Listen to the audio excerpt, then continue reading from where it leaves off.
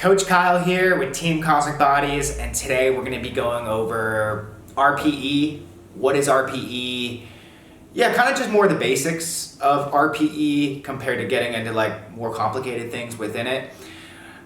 So yeah, basic, RPE 101. What does it mean? RPE stands for rate of perceived exertion.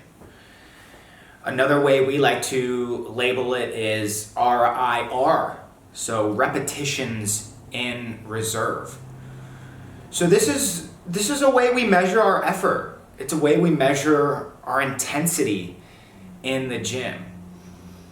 And I guess why that is important is because you want to make sure you're not overdoing it, where it's like you're constantly going to failure in all your sets for your entire lifting career. I mean, you're just not going to make it. You're going to get injured. You're not going to last. It's just not good for longevity. So you just can't sit there and go to failure at every set. And you also can't go too light. It's not like you can just like go in the gym and barely lift and barely put in effort. And I mean, some people maybe can do that in the beginning, but yeah, right? You need to start dial in on these smaller details, such as your volume and your exercise selection, the frequency of how often you're going to the gym. But yeah, today we'll just go over effort and intensity. And there's a lot of different ways we can measure your intensity and effort. Some people can do it off of 1 rep max or your estimated 1 rep max. A lot of powerlifters and strength athletes do that. And I'm going to be going over a video on that shortly as well. So yeah, let's stick to the idea here of RPE. So let's think of it as a 1 to 10 scale. There's a couple different ways you can do it, but I like to use the 1 to 10 scale. So let's say 1 being no effort at all. As you work up to an RPE of 10, you're going closer to failure. So an RPE of 10 would be maximal exertion. It would be going to failure where your technique is going to break down. So I'm not talking about where you're shaking and necessarily like have it fall on your face. Obviously that would be failure in a way. But this is mainly talking about having good technique. So you have good technique and let's say, so yeah, 1 to 10 scale, right? So an RPE of 6, you might have 4 reps left in the tank for that set with good technique. An RPE of 7, you had 3 reps left in the tank for that set.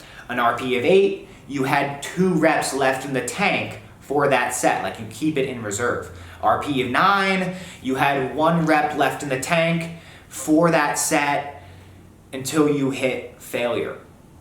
So a good way to think about this is, let's say you do RPE of 6, that's when the bar path or the machine is going to start slowing down because you are getting closer to failure. So that's when things start. I mean, RPE of 6, RPE 7, RPE of 8 is still very difficult, even though you're leaving a couple reps left in the tank. So when you are getting closer to RPE 6, RPE 7, the bar path is slowing down, and you really do want to work in those ranges of RPE 7, RPE 8, RPE 9, and that's where you're going to maximize your stimulus, and then from there, your body's going to adapt, right? You have mechanical tension, you apply the volume, you apply the mechanical tension, it's stimulating your muscle, and then your body, you're going to go home, you're going to sleep, you're going to eat protein, your body's going to adapt, you're going to come back in stronger and bigger. And so you do want to work in those ranges of an RPE of 7, 8, or 9, and sometimes you will go to failure. I mean, there are times I have my athletes go to RPE of 10, or we work really close within failure. But you just want to be smart with it so we can manage our fatigue and recover still and progress each week as we go in. Something else I wanted to note, it was on the tip of my tongue a second ago, about RPE. Yeah, just making sure, this wasn't it, but making sure that you keep good technique. So a lot of times people have that, like, they're going past what they need to, and then they're not able to recover and progress. So yeah, you definitely want to still keep good technique. And again, RPE of 8, I leave 2 reps left in the tank. That's still really, really difficult, and you should be very tired after after a set of RPE 8. So yeah, RPE 1 through 10, rate of perceived exertion, or how many reps you have left in the tank, and it's a really good tool. Okay, yeah, what I wanted to say, now I remember, is yeah, we're not robots here, right? So it's not like you're gonna be able to just like master this RPE stuff within a training session or two. It does take time. We're not robots. You don't, it's really good for auto-regulation. It's good for beginners. But also it just helps you measure your progress. So there's a lot of different ways of measuring progress. It's not like you just have to keep getting stronger forever, ever, and you just keep adding 5 pounds every time you go in the gym. No, you want to get better at the movement, you want to get stronger at the movement, but also it's I guess this is the most advanced part, is a good example of what RPE could be, is let's say you're lifting 100 pounds and you're doing it for 5 sets of 5. Right? You're using 100 pounds on your squat, you're doing 5 sets of 5, and you have 2 reps left in your tank, or 3. So it's an RPE of 7 for those first couple sets, and then those last 2 sets was an RPE of 8. So you had 3 reps left in the tank, and then those last couple sets you have 2 reps left in the tank. You leave some in the tank.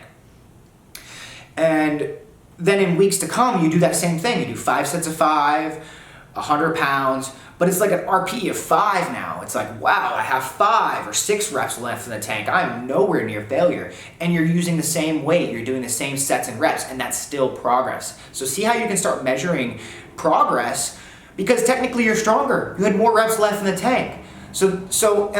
And with that, it's just good to always be using RPE, because you're doing the leg press one day, you're writing it in your notebook, you're writing it in your phone, you're writing it in your spreadsheet, and then you move into squats and hack squat for years. And you come back to RPE years later, and you can go back on your phone, you go back on your spreadsheet or your notebook and say, hey, maybe it was just 6 months ago. Hey, what was I doing 6 months ago with this Cybex leg press? Oh, I was doing this RPE with this weight. Okay, I'm gonna make my warm-ups this way. I'm gonna make my last warm-up set a little bit below that, see how I'm feeling today. Hey, maybe I didn't lose much strength, right? So it's just really a great way to be more prepared and to make sure you progress, make sure you're moving in the right direction.